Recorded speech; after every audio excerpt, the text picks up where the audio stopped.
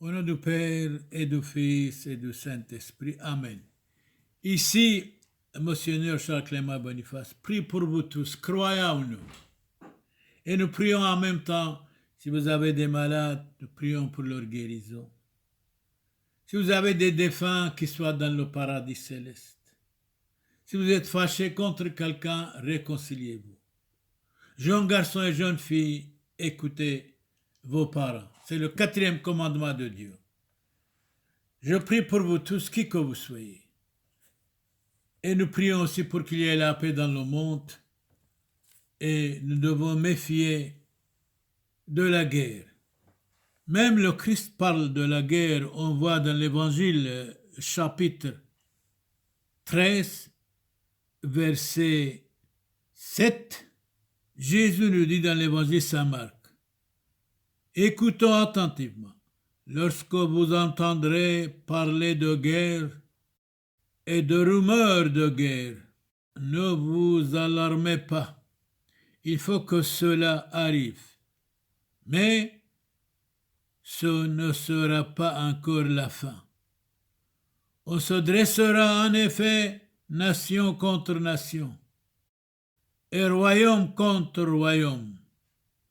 Il y aura des tremblements de guerre et il y aura des famines. Ce sera le commencement des douleurs et d'enfantement. Une journée de paix, ça vous vaut toute la guerre, certainement. Méfiez-nous de la guerre. La paix, ça vaut la peine. La paix entre nous, la paix entre vous. Sénèque, le philosophe, mort en 65 après Jésus-Christ. Il était le directeur, le professeur, l'éducateur du 5e empereur de Rome, Néron, celui qui a persécuté les chrétiens, et tout particulièrement, il a persécuté Saint Pierre et Saint Paul. Sénèque, ce philosophe nous dit, « Ayez la paix avec les hommes et faites la guerre aux vices. » Nous devons bien sûr faire la guerre aux vices, aux mensonges, à la jalousie, mais la paix entre les hommes, une journée de paix, ça vous vaut les guerres du monde entier. Il faut préparer longuement la guerre pour vaincre avec rapidité. Ayez la paix avec les hommes et faites la guerre aux vices, aux mensonges, aux jalousies, et de ne pas tuer quelqu'un, de ne pas frapper, de ne pas faire la guerre. Aujourd'hui, on parle de la guerre partout. Les impies désirent la guerre comme les corbeaux désirent les cadavres, disait Jean Gerson, mort en 1429. Et ajoutons, hors les cas de nécessité, on doit s'abstenir de la guerre dans tous les temps. S'abstenir de la guerre, de ne pas faire la guerre, de ne pas se préparer pour faire la guerre. Il est honteux de faire la guerre à celui qu'on a ou pour ami dans le passé. Donc, Sénèque ajoute, ayez la paix avec les hommes et faites la guerre aux vices. Beaucoup d'entre nous sommes vicieux et vicieuses, hommes et femmes. Écoutons attentivement, on va parler de la guerre, écoutons attentivement s'il vous plaît. La victoire n'est pas dans la multitude des armées, mais la force vient du ciel. Premier livre des Maccabées, chapitre 3, verset 19. Évangile selon saint Marc, chapitre 13, verset 7. Quand vous entendrez parler de guerre et de bruit de guerre, ne vous troublez pas, car il faut que ces choses arrivent. quand les gens tout particulièrement oublient Dieu, quand les gens oublient de Jésus-Christ, le démon travaille, le démon excite les nations contre les nations. Évangile selon Saint Luc, Évangile selon Saint Marc, chapitre 13, verset 17. Donnons la parole à Saint Jacques, chapitre 4, verset 1. Épître de Saint Jacques. D'où vient entre vous les guerres et les procès? N'est-ce pas de vos passions déréglées qui combattent dans votre chair? Et d'où viennent les guerres? De la méchanceté des hommes, de l'égoïsme, certainement. De dire je vais gagner, ou de dire toujours c'est moi la raison, c'est moi qui ai raison. Il n'y a rien de plus honteux que de faire la guerre, de tuer les autres. Oui, il n'y a rien de plus honteux de faire la guerre à ceux qui l'ont avaient vécu dans l'intimité. Donnons la parole grandement à Saint Augustin et vous allez écouter attentivement, ou à Cicéron. Écoutons. Saint Augustin nous dit: celui qui entreprend la guerre doit s'appliquer à 3 choses: à se conduire selon la vertu, à s'abstenir des actes défendus, à ne soutenir que des guerres justes. De guerres justes, si quelqu'un vous attaque, si vous êtes innocent, ou si vous frappez quelqu'un, si quelqu'un vous attaque. De toute façon, attaquer ou faire la guerre, ce n'est pas bon. Certainement. Donnons la parole à Saint Augustin. Saint Augustin est mort en 430. Saint Augustin parle. On ne maintient pas la paix pour arriver à la guerre, mais on fait la guerre pour assurer la paix. Après la guerre, certainement, il y a la paix. Mais pourquoi la guerre alors? Il faut faire la paix avant de faire la guerre. Saint Augustin ajoute: soyez amis de la paix et pas amis de la guerre.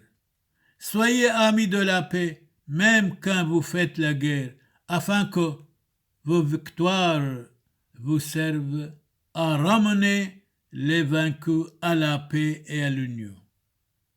La paix, l'union, la charité, certainement c'est mieux que la guerre. Dans la guerre, la nécessité seule, non votre caprice, vous autorise à opprimer vos ennemis. Jésus a dit: aimez vos ennemis. Priez pour ceux qui vous persécutent. Pourquoi la guerre? Pourquoi la haine? Pourquoi la jalousie? Pourquoi? Si l'on peut user la violence dans la guerre contre l'ennemi qui combat contre vous et qui résiste, on ne doit que la miséricorde aux prisonniers après la victoire. Même dans la guerre, il faut être miséricordieux. Parce que Jésus a dit: soyez miséricordieux comme votre Père céleste est miséricordieux. Il y a plus de bonheur à vivre en paix avec de bons voisins qu'à soumettre par la guerre ceux qui sont mauvais. Même s'ils sont mauvais, les gens, nous devons faire la paix avec eux. La paix. Ce qu'il faut blâmer dans la guerre, c'est la passion de nuire, de tuer, d'attaquer, de démolir, la cruauté dans la vengeance, l'implacable ressentiment de la haine, la barbarie des rébellions et la fureur des conquêtes. Dans la guerre, il y a la barbarie, de tuer les uns les autres. Dans la paix, il faut aimer les uns les autres. La guerre est le commencement de très grandes difficultés, de très grands embarras, disait Saint Augustin, mort en 430. Une guerre excellente est celle de l'esprit contre la chair.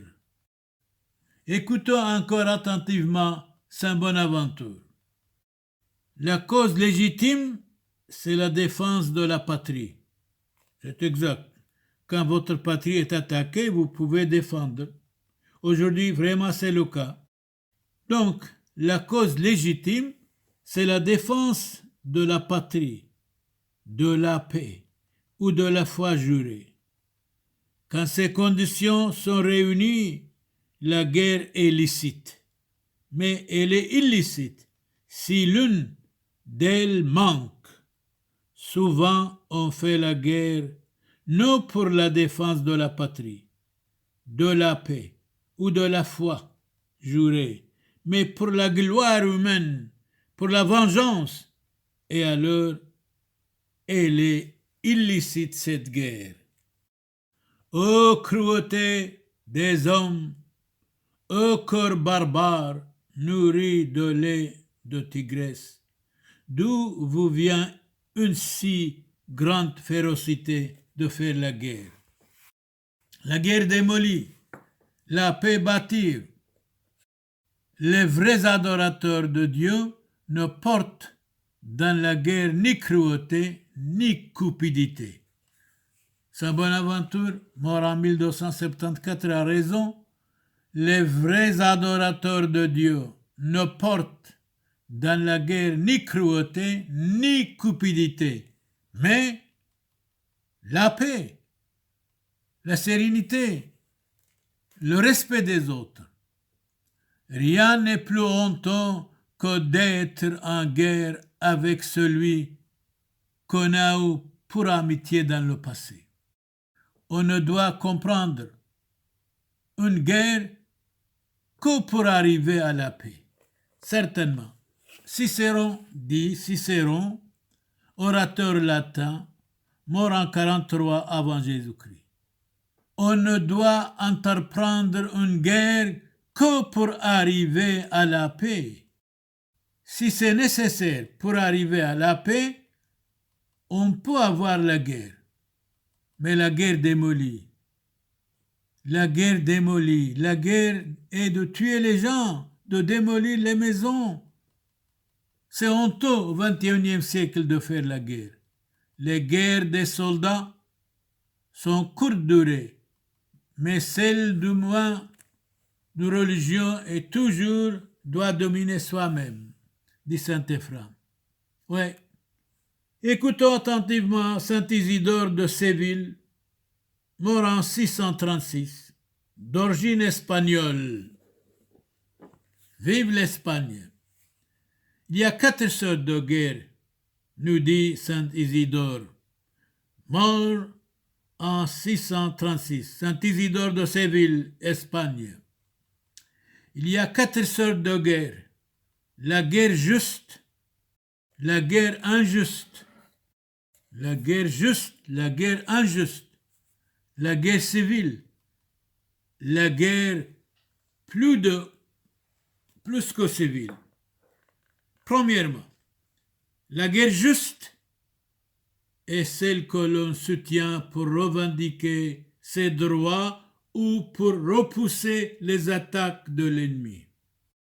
Hors ces 2 cas, il n'est jamais permis de faire la guerre, parce que la guerre démolit. Le frère il tue son frère, le voisin tue son voisin, c'est honteux. Deuxièmement, la guerre injuste est celui que l'on engage par fureur et emportement, non pour un motif légitime, illégal. Troisième chose, la guerre civile, c'est la sédition et l'émeute entre citoyens du même État. Quatrièmement, la guerre plus que civile est celle qui arme non seulement les citoyens, mais les membres d'une famille, les uns contre les autres, le frère contre son frère, le gendre contre son beau-père, le père contre ses enfants. Comme on a dit, les voisins contre les voisins, le frère contre le frère, les amis contre les amis. Voilà la guerre, tout. C'est Saint Isidore de Séville, 636, a raconté tout ça. Il y a 3 guerres, dit Saint Jean Chrysostome. Racontez-les. Dites-nous, il y a 3 guerres. La guerre ordinaire, quand une armée combat contre les armées ennemies.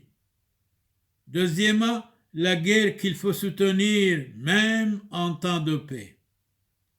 Troisièmement, la guerre que l'on excite contre soi-même. Celle-ci est le plus cruelle, car ce n'est pas le corps, mais l'âme qu'elle met en danger. Saint Jacques Chrysostome, mort en 407, ajoute: à quoi vous servirait de pacifier la terre et de faire régner la paix dans tout l'univers si vous ne cessez pas de susciter des combats contre vous-même? Nous devons arrêter les combats, les mauvaises intentions. Nous pouvons sommer, jeter la paix, faire la paix dans le monde entre les voisins, les amis, et entre nous tous. La paix de Christ soit avec vous. Amen. Hors les cas de nécessité, on doit s'abstenir de la guerre dans tous les temps. Il est honteux de faire la guerre à celui qu'on a eu pour ami et confident. Comme nous avons dit au commencement, ayez la paix avec les hommes et faites la guerre aux vices. Nous sommes tous vicieux et vicieuses. Nous devons attaquer les vices et nous devons avoir la paix entre nous et entre les nations. Comme Jésus a dit, la paix soit avec vous. Comme le Père m'a envoyé, moi aussi je vous envoie. Allez, prêchez, baptisez tous les hommes au nom du Père et du Fils et du Saint-Esprit. Je suis avec vous jusqu'à la fin des temps. N'ayez pas peur. La paix de Christ avec vous tous. Shalom Oshainu Kulchun. Amen et Amen. Qui que vous soyez, les voisins qui fassent la paix entre eux, les hommes qui sont fâchés contre les uns les autres, qu'ils fassent la paix. La paix de Christ soit avec vous tous. Hommes et femmes, cherchez la paix, prêchez la paix, en aimant les uns les autres, en pardonnant les uns les autres. Comme Jésus a dit, la paix soit avec vous tous, la paix, santé, réussite pour vous tous. Ici, votre frère dans l'humanité, votre frère dans le Christ, Monseigneur Charles Clément Boniface. De ma part aussi, je souhaite à vous tous la paix de Christ et qu'il y ait la paix dans le monde et la paix entre les nations. Au nom du Père et du Fils et du Saint-Esprit. Amen. Ici, Monseigneur Charles Clément Boniface prie pour vous tous, qui que vous soyez. Amen et Amen.